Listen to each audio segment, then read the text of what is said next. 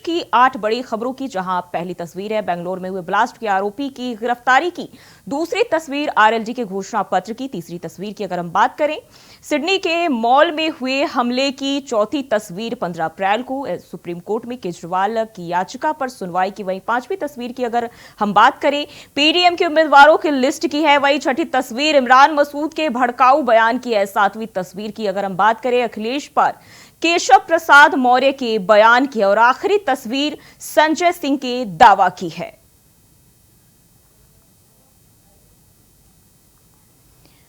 तो ये 8 जो है बड़ी खबरों की लिस्ट और तस्वीरें आपको हम दिखा रहे हैं, जहां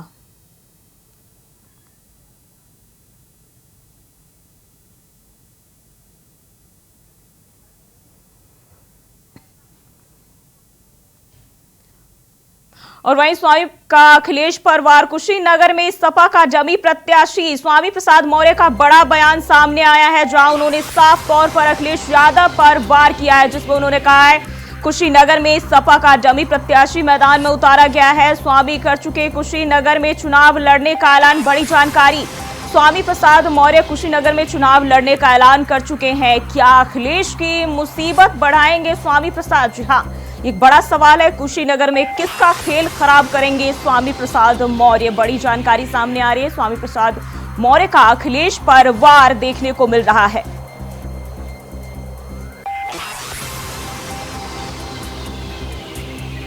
तो बड़ी जानकारी, स्वामी प्रसाद मौर्य कुशीनगर में चुनाव लड़ने का ऐलान कर चुके हैं और अखिलेश की मुसीबत भी बढ़ा सकते हैं। तो कभी बसपा, कभी भाजपा, कभी सपा का दामन थामने वाले स्वामी प्रसाद मौर्य ने अखिलेश यादव के खिलाफ लगता है जंग ऐलान कर दिया है। ऐलान ये कि वो कुशीनगर लोकसभा सीट से चुनाव लड़ेंगे। आपको बता दें कि इस सीट पर अखिलेश यादव ने स्वामी को करारा झटका देते हुए अपने प्रत्याशी के नाम की घोषणा पहले ही कर दी थी। उधर उनकी बेटी और सांसद संघमित्रा मौर्य को भी भाजपा से टिकट नहीं मिला है। हालांकि बेटी की बात करें तो अपने पिता के साथ देने के लिए भाजपा से बगावत करने से साफ इनकार कर दिया है। अब सवाल यह है कि आखिर स्वामी प्रसाद मौर्य का क्या होगा?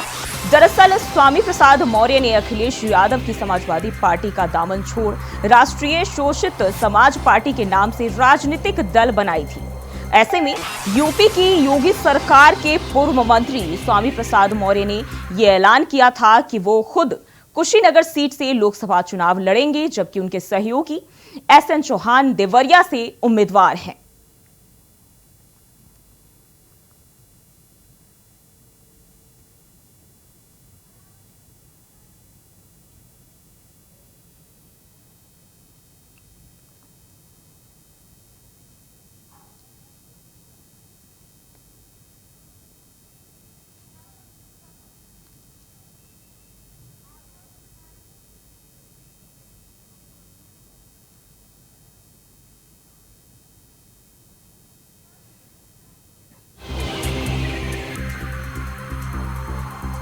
तो स्वामी प्रसाद का अखिलेश पर वार जो है वो देखने को मिला है।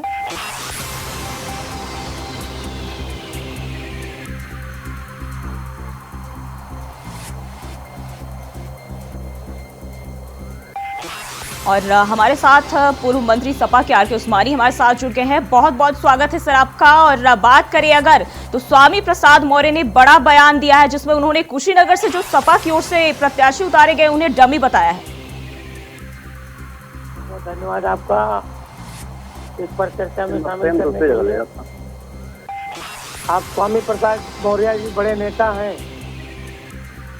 बहुजन समाज पार्टी में रहे, समाजवादी पार्टी में रहे, जनता दल में रहे, बहुत दलों में रहे हैं वो, और वो कुछ भी कह सकते हैं। लेकिन आज की तारीख में समाजवादी पार्टी उत्तर प्रदेश में जो गठबंधन है कांग्रेस का, वो महागठबंधन आगे चल रहा है जी। उसका कोई पार्टी मुकाबला नहीं कर पा रही है। जो बीजेपी 400 पार कह रही थी, तो अब जनता कह रही है 400 पार जो है, ये सीटें नहीं बता रहे हैं, ये कड़वा तेल के दाम का रेट बता रहे हैं, 400 पार हो जाएगा इस बार जी। और बीजेपी है हरिश्चंद्र भी हमारे साथ जुड़ गए हैं। बहुत बहुत स्वागत है सर आपका। अब जो है सपा पर जो है स्वामी प्रसाद मौर्य ने बड़ा हमला किया है, किस तरह से देखते हैं आप? सपा पे उन्होंने हमला नहीं किया है। ये स्वामी प्रसाद मौर्य का और समाजवादी पार्टी का मिला जुला खेल है जी। और जिस तरह से समाजवादी पार्टी के प्लेटफॉर्म पे रह के सनातन अनुयायियों को अपमानित करने का वो काम कर रहे थे, लगातार वो विवादास्पद बयान और टिप्पणियां कर रहे थे सनातन धर्म के मान बिंदुओं पे जी।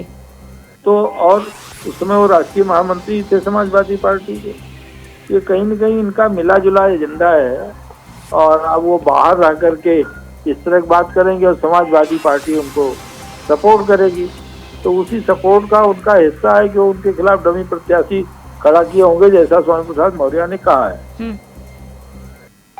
उस्मानी साहब, आपसे सवाल है, कभी सपा के करीबी रहे, आज उन्हीं के खिलाफ क्यों?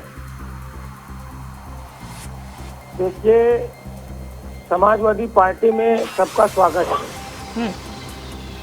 देखिए, सब लोग आते हैं, खाली हाथ आते हैं और झोली भर के चले जाते हैं जी। चाहे आप जयंत चौधरी को देख लीजिए, चाहे आप स्वामी प्रसाद मौर्य जी को देख लीजिए। स्वामी प्रसाद मौर्य जी विधानसभा का चुनाव हार गए, उसके बावजूद समाजवादी पार्टी ने उनको विधान परिषद में भेज करके नेता बनाने का काम किया, राष्ट्रीय महासचिव बनाने का काम किया। लेकिन उसके बावजूद भी वो जो है पार्टी में नहीं रुक सके जी और पार्टी छोड़ के चले गए। पार्टी ने उनके खिलाफ कोई कार्रवाई नहीं की। हरिश्चंद्र सर, आपसे ये सवाल जानना चाहूंगी, जिस तरीके से जो है स्वामी प्रसाद मौर्य ने ये कहा है कि अगर बीजेपी को कुशीनगर से कोई हरा सकता है तो मैं ही हरा सकता हूं और इसलिए चुनावी मैदान में मेरा उतरना जरूरी है। ये तो चार पता लगे कि कौन स्वामी मौर्य भविष्य वक्ता नहीं है ना ज्योतिषी है कि उनको पता है। जनता तो चारों तरफ कमल ही कमल खिलाने वाली जी। और ये भ्रम उन सब लोग पालते हैं, जैसे समाजवादी पार्टी 22 में सरकार बना रही थी तो 2 फेज चुनाव के बाद ही, उसी तरह से स्वामी प्रसाद मौर्य अपनी जीत के दावे कर रहे हैं जो पूरी तरह से खोखला साबित होगा जी। और बात करें तो कुशीनगर में किसका खेल बिगड़ सकता है, बीजेपी का या फिर सपा का, अगर स्वामी प्रसाद मौर्य वहां से चुनाव लड़ते हैं? कि देश की जनता ने, उत्तर प्रदेश की जनता ने 80 में से 80 सीटों पर कमल खिलाने का मन बना लिया है जी। तो कुशीनगर में कमल ही खिलने वाला, बाकी सब पे जमानत जब्त होगी। जी बिल्कुल। उस्मानी सर, आपसे जानना चाहूंगी, जिस तरीके से अभी जो है ये ऐलान किए जा रहे हैं ये स्वामी प्रसाद मौर्य की ओर से कि उन्होंने साफ तौर पर कहा था कि वो इंडिया गठबंधन के साथ है और ये फैसला जो है जनता सपा पर छोड़ते हैं कि सपा जो है चुनाव में उनका साथ देगी या नहीं। सपा क्या अब भी स्वामी प्रसाद के साथ है? नहीं, हम लोग अलग चुनाव लड़ रहे हैं, हमारा कांग्रेस पार्टी से गठबंधन है, हमारा प्रत्याशी वहाँ चुनाव लड़ रहा है और स्वामी प्रसाद मौर्य भारतीय जनता पार्टी में 5 साल मंत्री रहे। भारतीय जनता पार्टी के वोटों को बंटवारा करने का वहाँ काम करेंगे। समाजवादी पार्टी बहुमत के साथ वहाँ जीतेगी। स्वामी प्रसाद मौर्य तो भारतीय जनता पार्टी का ही खेल खराब कर रहे हैं जी, क्योंकि वो बेसिकली भारतीय जनता पार्टी से आए हुए हैं और उनके जितने अनुयायी हैं वो सब भाजपा के थे, वो सब उनके साथ चले जाएंगे। जी, तो क्या सपा का खेल नहीं बिगड़ेगा? सपा के साथ है, सपा का खेल कैसे बिगड़ेगा? समाजवादी पार्टी इंडिया गठबंधन जो है, कांग्रेस अलायंस जो है, वो पूरे देश में धमाका चकोड़ी मचाए हुए। दक्षिण भारत में भारतीय जनता पार्टी साफ हो गई है, उत्तर भारत में हाफ हो गई है। 400 पार करना तो दूर की बात रही है, 200 नहीं पार कर पाएंगे और ये धाराशायी हो जाएंगे। और इस देश में महागठबंधन की सरकार बनेगी। देश के नागरिकों को 500 रुपये का सिलेंडर मिलेगा। जो महिलाएं, गरीब महिलाएं, उनको 3000 रुपये महीने पेंशन मिलेगी। सभी बच्चों को जो इंटर पास करेंगे उनको लैपटॉप मिलेगा। जो ग्रेजुएशन पढ़ेंगे पढ़ाई उनकी फ्री होगी, लड़कियों की पढ़ाई फ्री कर दी जाएगी। जो योजनाएं हमारी हैं, आज भी भारतीय जनता पार्टी की जो सरकार चलाते 7 साल हो गए उत्तर प्रदेश में, कोई इनका एक काम बता दीजिए।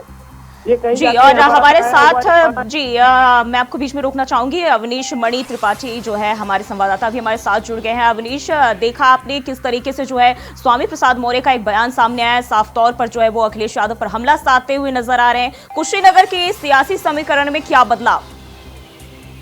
अगर हम बात कुशीनगर की। सर मौर्य ने कहा कि सपा का जो है डमी प्रत्याशी है, तो जिस प्रत्याशी को डमी प्रत्याशी कर रहे हैं, उनके पिताजी देवरिया से 4 बार विधायक रह चुके हैं।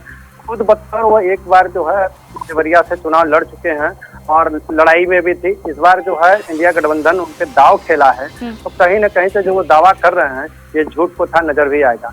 क्योंकि अगर हम बात करें कुशीनगर की, तो कुशीनगर में अभी भी भाजपा का गढ़ माना जाता है और विजय दुबे अभी भी वहां से इन दोनों प्रत्याशियों से भी सुना रहे हैं। कहीं ना कहीं से ये लग रहा है जनता की राय माने तो अभी भी विजय दुबे की जो सीट है वहां से निकलती नजर आ रही है। जी, और लगातार हमारे साथ जो है उस्मानी सर भी बने हुए हैं, उनसे भी जानना चाहूंगी। सर, उन्होंने कहा है स्वामी प्रसाद मौर्य ने कि 15 अप्रैल के बाद जो है मैं चुनावी अखाड़े में आऊंगा। क्या बदलाव देखने को मिलेगा जब स्वामी प्रसाद चुनावी अखाड़े में उतरेंगे? जब वो चुनावी अखाड़े में उतर जाएंगे तो जो पूरे उत्तर प्रदेश का मौर्य समाज का वोट जो है वो भारतीय जनता पार्टी को जाता था, उसको बांटने का काम करेंगे। भारतीय जनता पार्टी कमजोर होगी और समाजवादी पार्टी के जो कैंडिडेट हैं वो भारी मतों से वहां से जीत के निकल के आएंगे। और ये जो भाजपा वाले सपना देख रहे हैं कि स्वामी प्रसाद मौर्य जो है वो हमारी मदद कर देंगे, ऐसा कुछ नहीं होने वाला है जी। स्वामी प्रसाद मौर्य 5 साल भारतीय जनता पार्टी में रहे, उनके अनुयायी पूरे प्रदेश में फैले हुए हैं, उनका एक मंच बना हुआ है, उनका एक संगठन बना हुआ है अलग से। वो सब लोग सब स्वामी छोड़ेंगे तो भारतीय जनता पार्टी से जी लाखों वोट बाहर हो जाएगा, भारतीय जनता पार्टी को कई सीटें गंवानी पड़ेगी। जी, बहुत बहुत शुक्रिया यार उस्मानी जी आपका, और हरिश्चंद्र श्रीवास्तव जी आपका भी हमारे साथ जुड़ने के लिए। तो ये जो है स्वामी प्रसाद मौर्य का अखिलेश पर वार देखने को मिला है, जब अब जो है कुशीनगर की सियासत में एक जो है बड़ा बदलाव देखा जाएगा, जब यहाँ जो है सपा के प्रत्याशी को उन्होंने अपने बयान में डमी बताया है और कहा है कि यहाँ से बीजेपी को हराने के लिए मुझे ही चुनावी मैदान में उतरना होगा।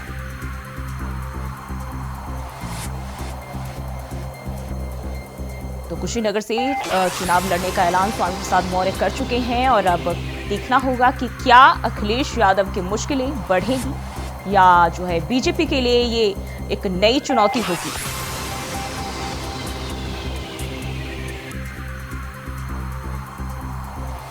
तो साफ तौर पर अखिलेश यादव की ओर से, सपा की ओर से जो प्रत्याशी उतारे गए हैं उन कुशीनगर से उन्हें जो है डमी बताया है स्वामी प्रसाद मौर्य ने, और अब जो है सपा के खिलाफ बागी हो गए।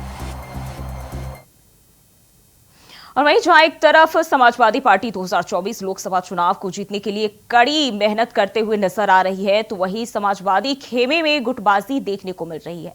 मैनपुरी में मुलायम सिंह यूथ ब्रिगेड के कई पदाधिकारियों ने अपने पद से सामूहिक इस्तीफा दे दिया है। इस्तीफे के बाद युद्ध ब्रिगेड के जिला अध्यक्ष और प्रदेश सचिव ने प्रेस कॉन्फ्रेंस कर कहा कि मैनपुरी में उनकी टीम में ज्यादातर मुस्लिम समाज के लोग जुड़े हुए हैं। सपा मैनपुरी में आपसी कलह से जूझ रही है, जिसके चलते पार्टी के उच्च पदाधिकारियों से मिलने नहीं दिया जाता है। वहीं वोट लेने के बावजूद भी मुस्लिम समाज का साथ नहीं दिया जाता है।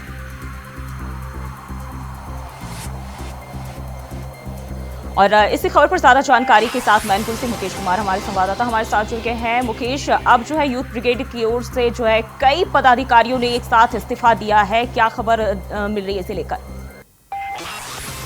आपको बता दें कि लगातार सामूहिक जो इस्तीफा दिया है, जीशान अली इसके जिलाध्यक्ष हैं मुलायम सिंह यूथ ब्रिगेड के, जब से लगातार विरोध काफी दिनों से चल रहा था, जिसके चलते उन्होंने बताया है कि मुलायम सिंह यूथ ब्रिगेड के सभी कार्यकर्ता जो थे बड़े पदाधिकारियों से मिल नहीं पा रहे थे, जिसके चलते जी लगता है संपर्क टूट गया, दोबारा से जोड़ने की कोशिश करेंगे। तो वहीं यूथ ब्रिगेड से कई पदाधिकारियों ने एक साथ जो है इस्तीफा दिया है और इसके लिए जो बताया जा रहा है कि पार्टी के अंदर अंतर्कलह लगातार बनी हुई है। वो लेटर देखिए सम्मान के लिए दिया गया था। अब पूर्व विधायक और जिलाध्यक्ष जो हैं वो माननीय सांसद जी को गुमराह कर रहे हैं और गुमराह करने के बावजूद हम मुसलमान, हमारी टीम पूरी वोट भी दे रही है और बहुत संघर्ष भी कर रही है, मुकदमे भी झेल रही है, उसके बावजूद भी हम लोगों के माननीय डिम्पल यादव जी आई हमारी टीम के यहाँ पे आ जाती, थोड़ा सा उन लोगों का मनोबल बढ़ता, क्योंकि मुकदमे भी हम झेल रहे हैं। और देखिए आप भोगांव में अभी कल परसों शायद उद्घाटन हुआ था और उद्घाटन होने के बाद इतना दायित्व तो जिलाध्यक्ष जी का नहीं बनता था, किसी एक मुसलमान को खड़ा कर लेते। और एक बार फिर से मुकेश हमारे साथ जुड़ गए हैं। मुकेश, इसके पीछे की वजह जो है, इतने लोगों ने जो है साथ छोड़ा है, इसके पीछे की वजह जो है पार्टी के बीच के अंतर्कलह बताई जा रही है।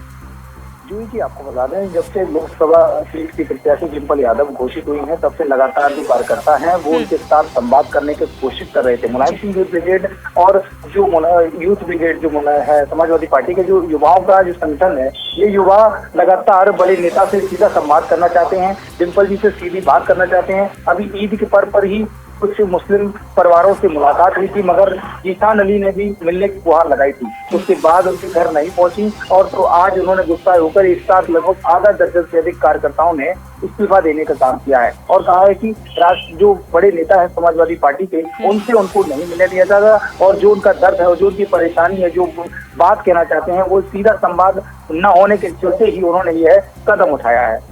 जी मुकेश, लेकिन जिस तरीके से चुनाव के दौर में लगातार पार्टियां कोशिशें कर रही हैं और समाजवादी पार्टी भी लगातार जगह जगह पर अपने कार्यकर्ताओं को संबोधित कर रही है, चुनावी दौर में किस तरीके से अपनी बढ़त बनानी है इसकी जो है बात कर रही है, लेकिन अंदर की बात क्या है, अंदर कैसी गुटबाजी देखी जा रही है?